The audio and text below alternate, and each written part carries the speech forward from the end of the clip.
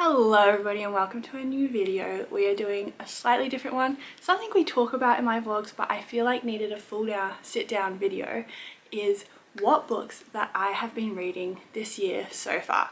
Because since I've been home, I've been in my reading era. We have read so many books and I thought this would be a good time to recap them all and give you my recommendations, what I rated them all and what I am reading at the moment before I head back to cruises, because the reading era is definitely going to go back into a slump. So if you like reading and you want to hear some book recommendations, get ready. I'm going to pull up my Goodreads and we're going to go in chronological order from when the reading era really began, and that was probably November of 2025. So we began my reading era by rereading the Fourth Wing series, because since coming off the ship I hadn't read Onyx Storm, but I wanted to reread the first two books before I read Onyx Storm, so that is where we began. I started reading Fourth Wing probably, I want to say 2 years ago. It was only when Iron Flame was also out, so Onyx Storm hadn't been written yet. A bit of backstory of my reading history. When I was younger, the first book series that I ever got fully invested in and understood why people loved reading was the Harry Potter series. I remember just gobbling up those books when I was 11 or 12, and since then I would read, and it was normally romance books or silly sort of chick flick books. This time when I picked up Fourth Wing, reading the first half of the Fourth Wing book was the first time since reading Harry Potter where I really got fully invested in a world and the characters, and it was so much fun to get through and world build in this sort of fantasy world with dragons. So I would say the first half of the book I found riveting, loved it, and after a key thing happens halfway through, I did find it a little bit harder to follow, but it was still a good read. All in all, I would recommend for everyone try Fourth Wing if you're into sort of fantasy, because it was also an easier sort of fantasy world to get into with dragons and stuff. As I'll talk later, there are other types of fantasy that I did find harder to get into when you didn't know all the terminology, but this is a good, I think, starter into fantasy, and I have rated it 3 out of 5 stars on Goodreads. For me, 3 out of 5 stars is a good book. It has to be really good and enjoyable to be a 4-star book. It might grow on me, to be honest. This was probably when I first read it. I read it, rated it as 3 stars. It probably would be a 3.5 if I could do half stars on Goodreads, but you can't. I remember when I read Iron Flame then, the first time I read through, I did find it also hard to follow. There was a lot going on. However, on the second read, it was a lot more enjoyable. So I think that's another thing for me when there's these new worlds we're building. It does take me a bit to sort of work out what's going on. And honestly, on the second read, I do enjoy it a lot more. I did rate this one 2 stars out of 5 though. I think I'm just a really harsh rater. Books very rarely will get a 5-star. It has to be sort of really impactful to get a 5-star. A good book, really good book, is 4 stars for me. 5 stars is unheard of for me to give. But yes, I would say I'd probably give it a 3 out of 5 stars now upon having a second read as well. And it sets all the groundwork for Onyx Storm. Let's talk about Onyx Storm. Guys, this book has me gagged with the ending. I'm not gonna say any spoilers other than that, but I need Rebecca Yarros to keep writing this series, because I need to know what happens to these characters. Every single day I think about the ending of Onyx Storm and what is gonna happen, and the fact that I have to wait is killing me. Once again, a lot more new world building stuff, so I definitely probably will give it another read through before the next book comes out. However, the twists that happened literally had me open mouth, gasping out loud. The final ending, I just had to sit there. It took me a while to register what had just happened. And I love it when a book does that. It's rare that a book has me sat there oh, no way, you know? And I have this problem when I'm reading where I will always jump to the end of a page if I know something big is happening. So this was a book where I had to have my hand covering so I didn't spoil it as I was reading. I rated Onyx Storm 4 out of 5 stars, purely because it had me on the edge of my seat. But All in all, I would highly recommend anyone wanting to get into fantasy to give the Fourth Wing series a try. If you don't like being left on cliffhangers, maybe wait until she writes the next 2 books. When I started reading it, it was only meant to be a trilogy, so I thought I was only waiting for the 3rd book. And then when the 3rd book came out, I found out she decided she was going to write 2 more, so now I'm stuck waiting. But all in all, big fan of the Fourth Wing series. Then, of course, because I'm very basic, when I finished the Fourth Wing, I started the other big fantasy romantasy series out there at the moment, which is ACOTAR, or A Court of Thorns and Roses. Now, I will say I had started reading the first book a few years ago, and I actually DNF'd it. I could not get into this world. I found it so hard to build this world because I've never read anything with sort of the fae, fairy, high fae world, and I didn't understand what these words were meaning, let alone what was going on as a whole. So I think I probably read like 1/3 of it and then gave up. However, I did enjoy it more this second time reading because I'd already built those terms in my brain from the first attempt. So when I read it through, it was a lot easier to imagine. If you're aware of that whole world, definitely dive into this series because it will be easier to understand, but keep in mind it will be a bit of a slower slog if it's new to you like it was to me. I wouldn't say it was anything crazy. I rated it a 3 out of 5 stars. It just was a simple read, nothing crazy. And we're just going to power through the rest of the series. I will say I prefer the writing of Rebecca Yarros in the Fourth Wing series. It's very different, Sarah J Maas and Rebecca Yarros. However, I was somewhat invested in the series because I did read every single book. The second book I think was my favourite by far. I gave it 4 out of 5 stars on Goodreads, A Court of Mist and Fury, purely because there was one moment, which I'm not going to spoil, that did have me like, ah, in it. And I didn't actually see it coming. Yeah, and that's what I love in a book. So that is why it got 4 out of 5 stars for me. Court of Wings and Ruin, I gave 3 stars. It was like good, but not amazing. Court of Frost and Starlight, I gave 2 stars. I honestly feel like you don't even need to read that book if you're reading the series. It was nice, but it didn't need to be a whole book. It could have been on the end of one of the other books, I feel like, but that's just me. And lastly, we've got A Court of Silver Flames, which is obviously quite a different book in the series. This is what we need to say. When I first started reading ACOTAR, I'd obviously heard everyone say it's quite a spicy book series. However, when I read the first 4 books, like, it's a little bit spicy, but nothing crazier than, say, Fourth Wing or other romantasy series. When I read the 5th book, when I read A Court of Silver Flames, I understood what everyone was talking about. The first few, the spice level is like mild. We hit this last book and the spice just like skyrockets for no particular reason. And for me personally, look, I don't mind a spicy scene, but it was honestly a little bit too much and seemed like it was taking away from the plot, and it was more focused on the spice than actually resolving the plot in a interesting way. It was also laying a lot of groundwork, and there's still 2 more books to come, so maybe Sarah's going to use that. I will be reading the next 2 books to see what happens, but I did not love this last book as much, and I gave it 2 out of 5 stars on my Goodreads. Definitely more of a Fourth Wing girly than an ACOTAR girly, but both are good, and to be able to write a whole fantasy world like that doesn't exist, mad respect for both of the authors. Let's move on.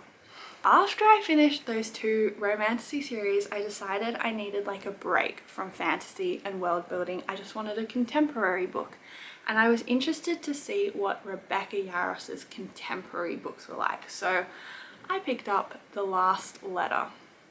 This book broke me, guys. This book tore me to shreds. I demolished it in like 2 or 3 days, I want to say. I like, once again, Rebecca Yarros's writing. She does know how to absolutely tear my heart to shreds and then stomp on it and then tear it to shreds even more when I didn't know that was possible. So I guess I would just say, if you're, and I've heard her other contemporary books are also similar to this, if you don't want to cry your heart out and be hurt, probably don't read these books. Yeah, that's all I'm going to say. I'm going to stick to Rebecca Yarros fantasy.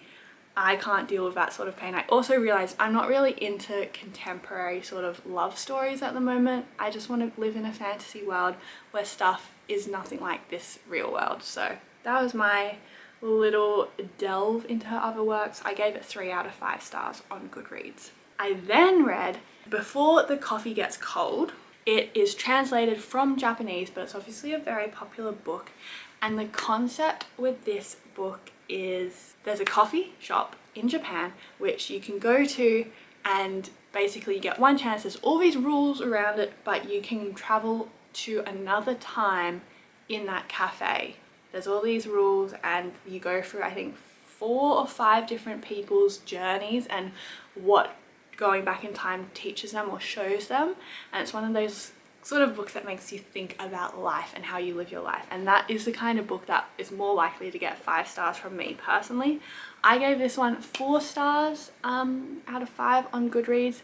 I think it's a nice easy read. It's not a big book. If you want something a bit different and a break from heavy romantasy, I would recommend this book. Give it a go.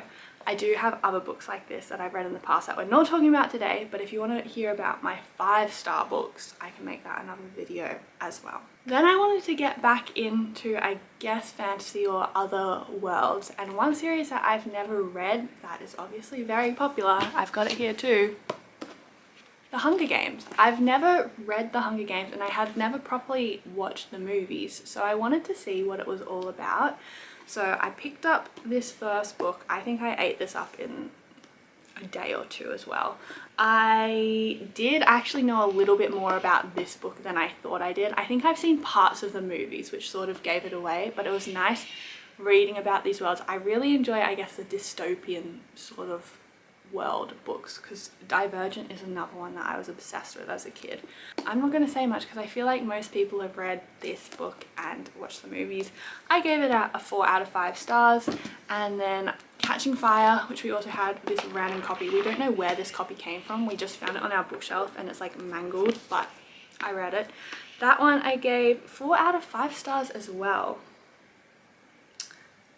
I've read so many books, I'm trying to remember what happened. I'm not even going to linger on this too long. And then I gave Mockingjay 3 out of 5 stars. Didn't love it as much, but was still a cool world to be in. I did try to watch movies. I fell asleep in the last one, so maybe I should rewatch the last movie. But I think it is a good book series that I would A, recommend to younger readers, or B, give a go just so you know what it's all about if you haven't watched the movies, because it does have some cool little twists that if you don't know, I think would have me like in it, but I already knew the twist, if you know what I mean. Moving on. So then we decided to go back to fantasy, Sarah J Maas, because I wanted to read her Throne of Glass series, and with my besties Ryan and Irissa, we are sort of reading this series together slowly. She read it first, and I'm playing catch up. Throne of Glass, I think I prefer the Throne of Glass world to the ACOTAR world. At the moment, I'm finding it a bit of an easier read or an easier world to get into. I'm currently only on the 2nd book, but we're talking about Throne of Glass. When I read Throne of Glass, it was an easy read. It's definitely for younger adults. It was her first series. I gave it 3 out of 5 stars. I think I would recommend people start with the Throne of Glass series before they do ACOTAR, but I can't talk too much because I'm only on the 2nd book, which is my current read at the moment. Yeah, it's definitely a bit teenish. Like sometimes the things they say when they're in love and all of that is a bit like, oh, that is like so teenager, but you also have to remember that's what it's written for, and it was written by Sarah. She started the series when she was 16, I want to say. So when you keep that in mind, it's actually quite an impressive series that she's written. I'm not going to give you a rating for this one though, because I haven't finished it yet. So after I read Throne of Glass, I then decided to take a little bit of a break as well, and I read The Thursday Murder Club, the first book. This book I really enjoyed. I found it like a fun read. There was no love story or overbearing real life links to like boy girl find love and it all works out happily ever after, which is what I'm trying to avoid reading at the moment. It was just a fun little read, and I loved the way he wrote it with all the little details about the world. Like, it's set in Kent, which is somewhere I've been myself, and so it was pretty cool when he'd talk about different shops and food trains and train stations that I've been to be able to picture that. And I just enjoyed his style of writing, and obviously the murder mystery and finding out who had done it, because I sort of had an inkling of who I would put it on, but I couldn't work out how or why or motives. So if you want an easy, fun murder mystery sort of book to read, highly recommend this one. I think I rated it 3 out of 5 stars on my Goodreads. And the last book that I've been working my way through is Alchemised. This is a big ass book. I don't know if you've ever seen it. It was huge. It took me so long to get through, and the backstory for it is it was actually a rewrite of a fan fiction called Manacled, which was based on Draco and Hermione Granger from the Harry Potter world. So obviously, as I mentioned, I loved the Harry Potter world, so the idea that I could continue it and live in that world again really appealed to me. However, Alchemised is obviously her own book, so she couldn't take those sort of links from the previous Harry Potter world. So it is different, but it's got parallels. There's characters that you know are meant to represent certain characters in Harry Potter. The book itself, look, I'm going to say it's really dark. I'm not going to recommend this book because it does have probably the darkest sort of themes that I've ever read in a book. I would say it definitely needs, I guess, some trigger warnings. I'm just going to say it's a dark book. It's a very dark book. Prepare yourself for uncomfortable scenes. However, the progression and the way that she's written the story is very cool. The sort of magic she develops in this world is interesting, and the ending is nice. It's satisfying. I enjoyed the ending. However, it didn't take away my doubts from the darkness that was written in earlier parts of the book. So once again, trigger warning. I'm not saying you should go read this book. I read it myself. Just very dark themes that I didn't enjoy necessarily reading and wouldn't recommend to others. So it's a tricky one, but I did read it. I gave it a 4 out of 5 stars actually. Once again, enjoyable world. Like, once you got through the dark stuff at the start, I did enjoy it a lot more. So I am going to keep chugging along on books before I head off onto a ship. I literally fly out in 9 days, guys. This is my Kobo. I'm not sure if I've spoken about it. Actually, I have in a vlog. But I bought a Kobo and I am obsessed with it. It's basically like a Kindle if you haven't heard about a Kobo, but it connects to Libby, which is the online library for a lot of the Australian libraries, and I'm guessing internationally as well. So I can literally download books from the library for free on here to read. And my case is so gorgeous. I love it. And little tip though, I was wanting one for ages, keeping my eye on the prices, because this is the Kobo Clara Black White, so it doesn't have colour. It was like a standard 250 Australian dollars for months, and recently they've been on sale. But whenever I just see a lower price, take it into JB Hi-Fi and they will price match for you.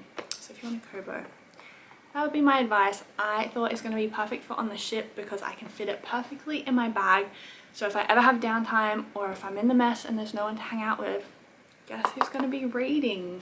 I'm so excited. So hopefully I can keep up a little bit of reading when I go on this next contract. If you have any further questions or queries about the books and my recommendations, or you want me to go back and look at my favorite reads of all time, we can also talk about that. But I hope you enjoyed my little review of these books. This is literally everything I've read since November. That's kind of crazy. Thank you for listening. I hope you enjoyed this video and I will see you next time. Mwah!